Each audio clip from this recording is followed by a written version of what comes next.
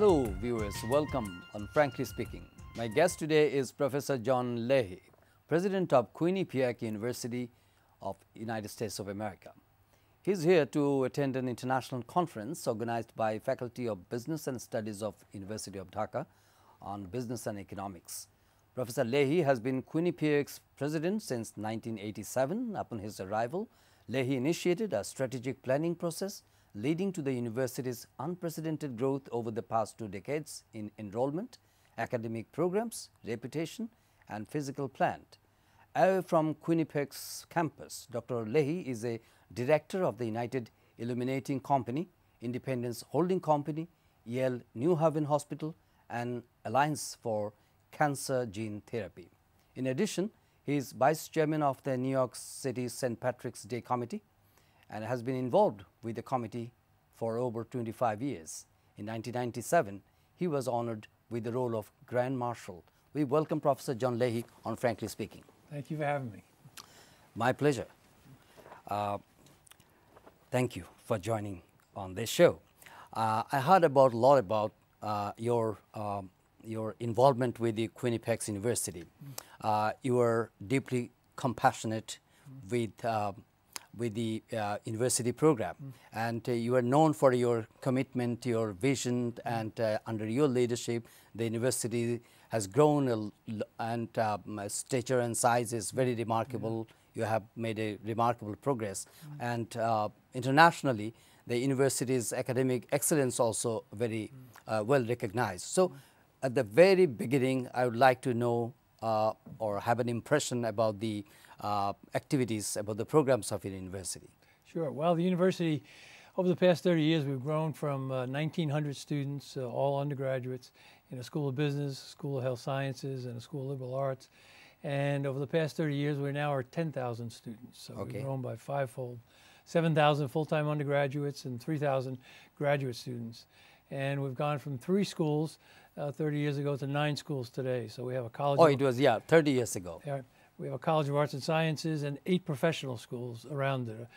School of Business, School of Communications, School of Education, School of Nursing, School of Health Sciences, School of Law, School of Engineering, and a School of Medicine. So today we're considered a mid-sized major university in the United States.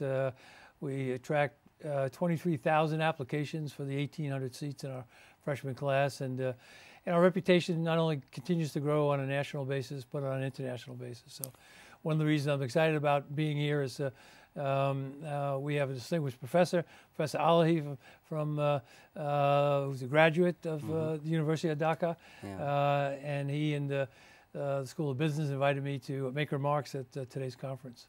When did you start? It was 1987, I mentioned it, but during that time it was a very quiet campus, one campus, and now you mentioned that it's 3 campuses. Absolutely, yeah, it was just 100 acres back then on a single campus. Now we have 3 campuses, 2 250-acre campus and another 200-acre campus. So it's grown tremendously. We've added new residence halls, new academic buildings, and as you grow and develop and attract students from a broader regional basis and even an international basis, you have to add new residence halls, you have to provide health services and a variety of other activities. And of course, the core business that we are is educating students, giving them a terrific education, not only in the liberal arts, but also in the professional schools that Quinnipiac is especially well known for. But your visit in Dhaka, you just have attended a conference on business and economics, and you spoke on that conference. So what are the issues you are dealing with in that conference? I learned that you just are focusing and emphasizing on creating a community learners and a technique for teaching-centric pattern, rather, I mean, which one you prefer, teaching-centric or learning-centric process in your academic? Well, I support both. I mean, the teaching process the faculty does, and the learning is the students. But traditionally, higher education has been faculty focused. So faculty have been in the dominant position, and that's where most of the emphasis and visibility has been given. over the years now, particularly in the United States, and I think beginning here in the Asian universities as well, the students are becoming the focus. So higher education today is less about faculty teaching and more about students learning. Obviously, students learn from faculty members, so you need both in any kind of teaching and learning environment. But the focus increasingly, I think, is on students and also evaluating the students' learning on an outcome basis. So students acquire skills and learning and information, and today we like to be able to document that and demonstrate that that's the case. So the conference is on a broader array of topics in terms of business, and but it also ties very much into higher education because the conference is discussing business issues as an interdisciplinary approach to it. And so that's very much tied into the kind of education that we're doing in the United States today. But do you think that your university is somehow specialized on this new techniques? Yeah, I would say in the United States they have some universities focus much more on research. And less so on students and teaching. And that's a very important mission as well. The research is going to produce cures for cancer and diseases. It's going to come out with breakthroughs in science and technology that hopefully will revolutionize the world even further. But there are other universities like Quinnipiac while we do research, our primary focus is on teaching and educating the students. And so that's our special niche as a university in the United States. Professor Leahy, you were talking about creating a community of learners and also emphasize on need to moving from a teaching-centric approach to learning-centric approach. Is that something unique, something new, something different from that of other universities?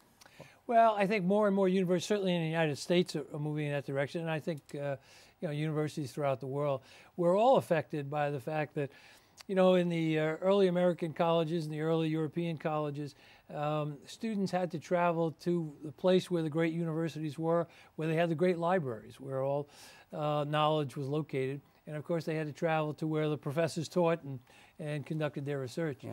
You look at today, almost all the information that's available is available electronically. With a simple iPhone and a touch, we can acquire all the knowledge that was taken up with huge libraries throughout the world. So, I mean, just that one factor alone tells you that students now have the power themselves to access all of this information that exists previously in books and journals, where they had to travel to a university where that library was located. So all of that has changed. And I think also, we're finding that students need to become active learners themselves. And so for the new educated person in the 21st century, they need to be self-propelled, they need to be able to self-learn, they need instruction, they need direction from faculty members, but they don't need the old style sort of lecturing the faculty members all the knowledge and dump that knowledge into the empty heads of the students. That's sort of the old model for teaching and learning. And the model today is the student, while not equal to the faculty member obviously has more knowledge. So this model, through this model, the students are getting increasingly interested or involved or engaged with? Exactly, active in the learning process. The old process was more, the faculty member was active, the students was passive. Today, the student is very much an active participant in it. The faculty member is guiding, being a coach, being a mentor. The student has all the information available to them. They can acquire that information before coming into the classroom, and it's a much more dynamic and a much more productive learning experience. And changing that dynamic from the past really does put the emphasis much more on the student today than ever before. Tell us something about your university's partnership. You have been visiting many countries, including, I understand that you have visited already in some of the universities in India also, and you are partnering some of the universities in developing countries also. So what are the areas you are willing to making partnership, and is there any collaborations, any cooperation between Bangladesh or Dhaka University and Quinnipiac University? Yeah, Quinnipiac University has relationships with a variety of colleges and universities throughout the country. We have relationships in China. We have relationships in Hungary, in Poland. Okay. Our students are active in our faculty in Ireland and other parts of Europe. This trip, we're looking at, for the first time, really establishing some relationships in India, and I had meetings with 4 different universities and presidents in India. We're exploring the possibilities of working with some business institutes, with Jindal University, which is a broader, comprehensive university. We've talked with some people in the healthcare industry about our School of Nursing, helping to prepare and educate nurses, greatly needed, apparently, in India. And here in Bangladesh, while we don't have a formal relationship with the University of Dhaka, we have, as I mentioned earlier, Professor Al-haj is a distinguished graduate of the University of Dhaka. He's a distinguished member of our faculty in our School of Business. So he's really the primary reason why I've come here. Of course, the business school dean and the vice chancellor invited me to be a speaker, and I hope as a result of this relationship, we will develop a cooperative program with the University of Dhaka as well, as we continue to grow and develop here in Asia, really for the first time, some of these relationships. We all appreciate the style of education in the United States. Definitely is globally acclaimed, globally discussed. But what is unique about the U.S.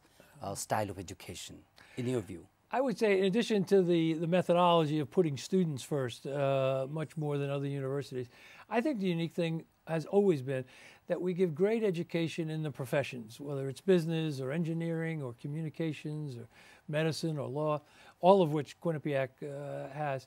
But in addition to those education in the professional skills, we also educate every student in the liberal arts. So we give a portion of their education in the liberal arts because we want a student not only to graduate with skills that will get them their first job and make them professionals, but we also want them to be able to think in a logical and becoming a way. good human being also. Absolutely, to develop their character, to develop their ability to communicate, to work well with other people, to have an appreciation for the global environment, to have horizon of their mental faculties. Absolutely, have curiosity and imagination, and to have a set of values that guide them. So those sort of character building parts of the curriculum combined with the education in the professional technical areas, I think those two have really made the United States higher education not only unique, but I think the envy of most of the world.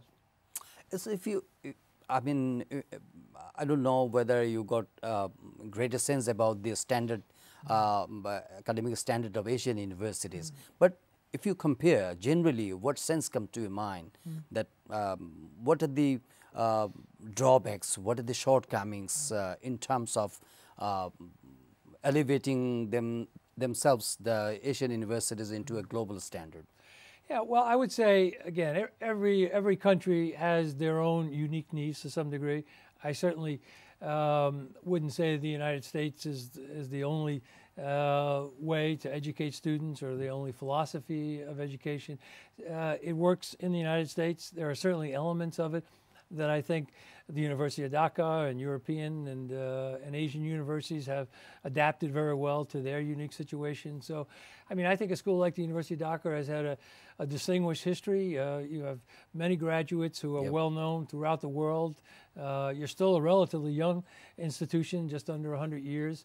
So I think you already are doing some wonderful things that we, frankly, in the United States could learn from. But the very fact that you would have an international conference and bring educators from around the world tells me that you're open to change. You're open to the trying to find the best techniques and the best methods of education from around the world. And I have no doubt the faculty in the School of Business and your other programs will take those and take what is already a very prestigious university and make it an even better one in the years ahead. Definitely, Bangladeshi student, if we talk about, they are passionately interested about pursuing their higher studies in the United States particularly. Definitely in other continents also, Australia, in Europe, they are pursuing their higher degrees. But what United States got to offer to the students for Bangladesh? Well, again, in the United States, we have many great universities. We have many that all the professions, and obviously the United States has relationships throughout the world. So certainly, a student from Bangladesh coming to the United States will get exposed to the latest forms of education, the greatest, most advanced technologies. We're certainly very, very strong in the areas of technology and science. Yeah. And so they'll get an exposure to the American culture. And I think a lot of what we teach our students is entrepreneurship and self-motivation and ingenuity. So all those are important things. So they'll not only get a great education, and I wouldn't say they necessarily get a better education than if they stayed here at the University of Dhaka in many of your great areas, engineering and business and medicine and so on. But I think they'll get an exposure to a different culture and certainly one of the most advanced technological countries in the world. And I think as you see a different way of doing things, it's not necessarily for me better or worse.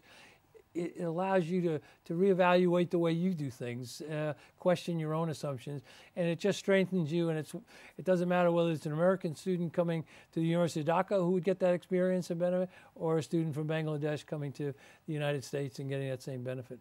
But if you take into account the high cost of education in the United States, definitely, despite of having great interest or dream or vision to pursue their higher education in the United States, many of them are lagging behind for the high cost of education. So, what are your advice for those who would like to go United States, and how they will deal it with? Well, there's no question it's expensive, and especially the private universities. I mean, the public institutions, we have some less expensive institutions, but all American universities today are diversifying their student body. So it's very important for our education of our American students that they either go and study abroad in different countries, or that we diversify our own campuses so that we have students from international destinations. So most colleges and universities in the United States will provide some financial assistance to students from other countries.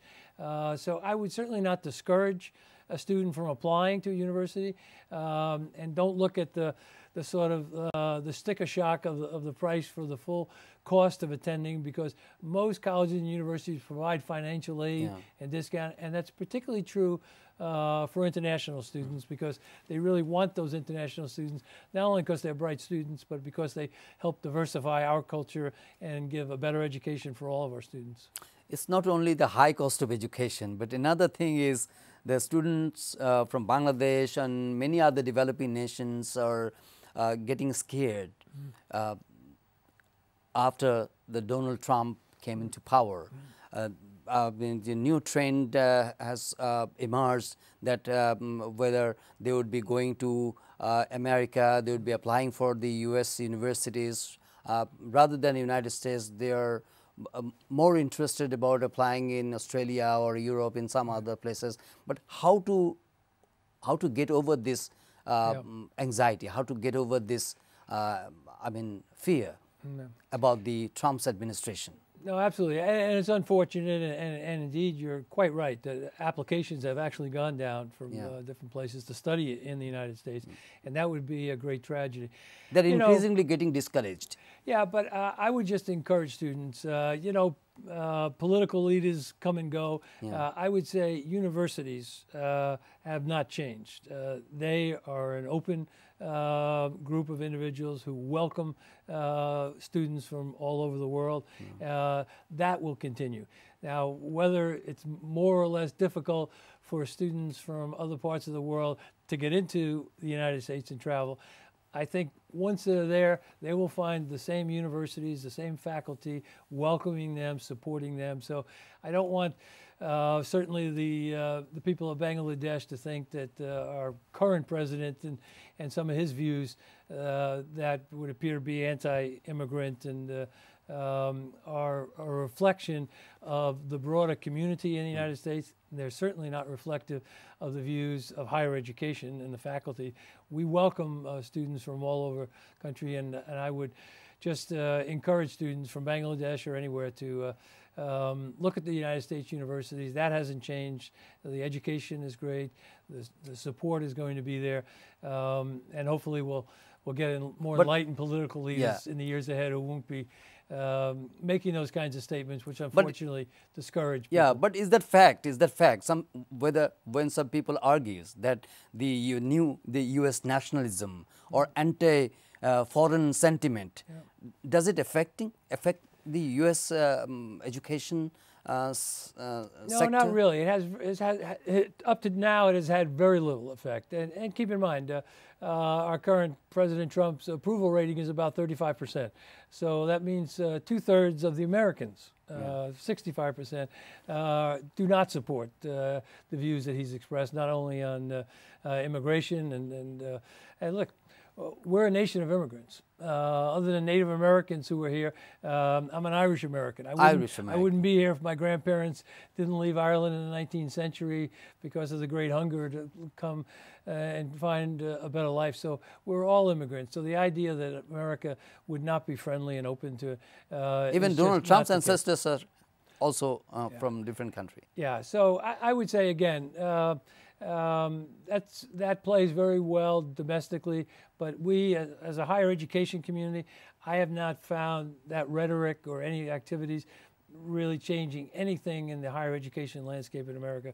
We're welcoming with open arms students from Bangladesh and from all over the world to not only to give them an education, that's important, but to better our own universities, to make sure our own American students who can be somewhat parochial are exposed to the broad cultures and the best ideas and the best people from around the world.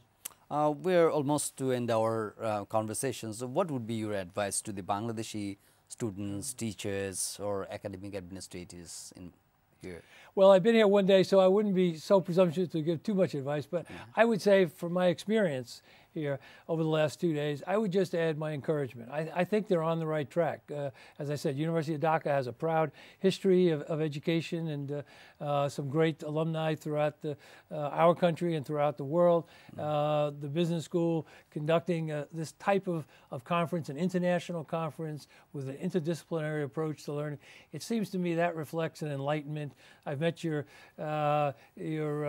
president, and your dean of the university, and it seems to me you have enlightened leadership. That I'm confident you don't need a whole lot of advice from a single president from an American university. I understand this visit is very brief for you, but what are the most fascinating experience? What impressed you most? Well, I think the warmth of the people, the Bangladesh people. They're just very peaceful and generous and welcoming. The level of hospitality, and not formality, but just on a very human level. I found them to just be very gracious and charming, and the university I find as a very vibrant, exciting place with a lot of enthusiasm.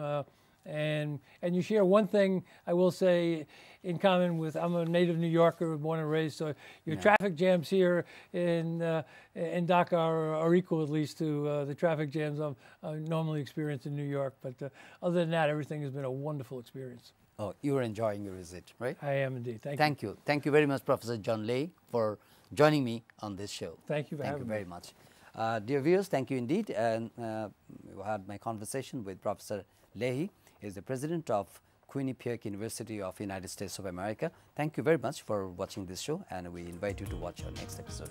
Until then, take care. Goodbye.